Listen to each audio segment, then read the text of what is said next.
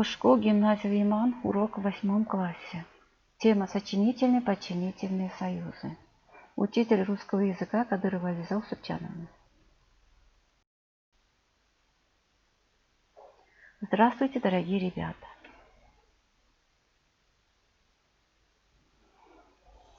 Тема нашего сегодняшнего урока – сочинительные, подчинительные союзы. Цели нашего урока – показать основные функции союза, расширить знания учеников о простых и составных союзах, показать отличия функций сочинительных, подчинительных союзов. Сделаем с вами лингвистическую разминку. Не кислый, а сладкий апельсин.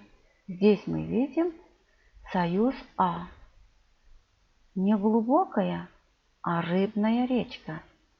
Здесь вы видите, ребята, союз А соединяется при помощи союза А.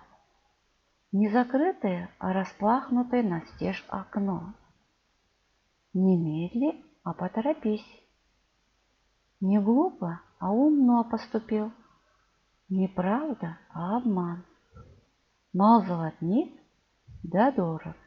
Здесь мы с вами видели союз А связывает предложение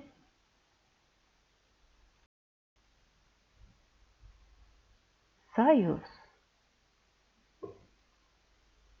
Союз – служебная часть речи, которая связывает как члены предложения, так и простые предложения в составе сложного.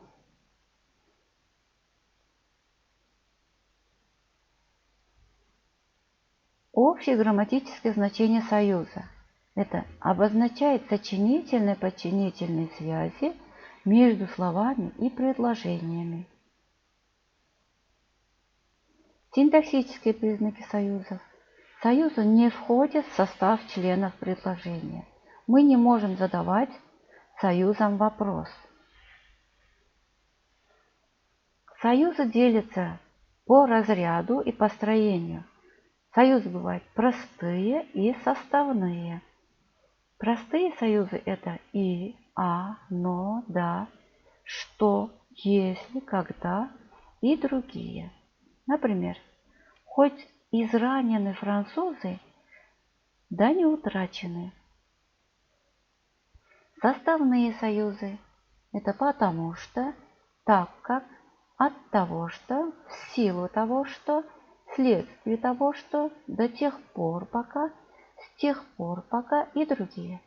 Он поплыл один, потому что любил оставаться один на один с природой. Здесь мы сделаем вывод, что значит простые союзы состоят из одного слова, из одного союза, а составные союзы состоят из двух или более союзов. Запишите предложение с указанием простых и составных союзов. Лошади были насторожены, но спокойны. Здесь соединяет два простые предложения союз «но». Между небом и землей, то замирая, то снова ясно обозначая, журчали и звенели, непрерывно трели простенькой, но милой трели жаворонка.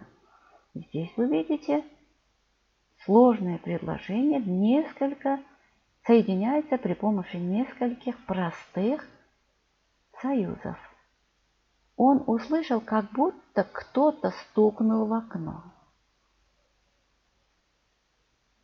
Здесь мы рассмотрим с вами отличие сочинительных, подчинительных союзов.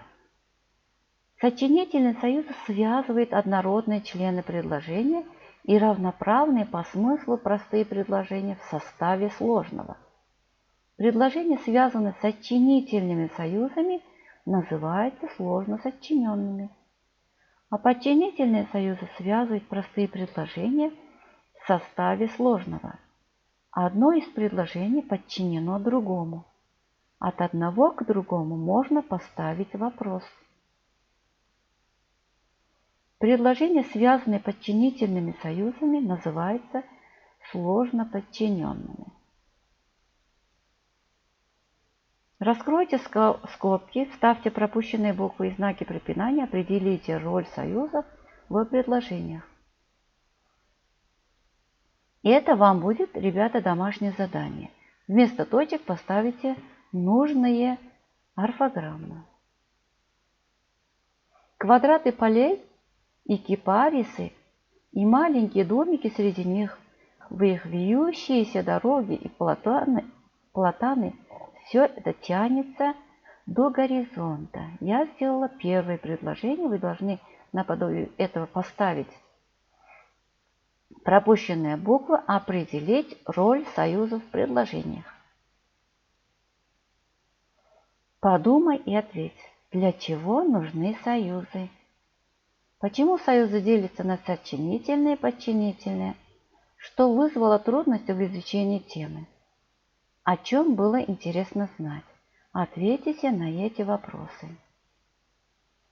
Домашнее задание, ребята, вам выписать из художественных произведений 5-6 предложений с сочинительными и подчинительными союзами.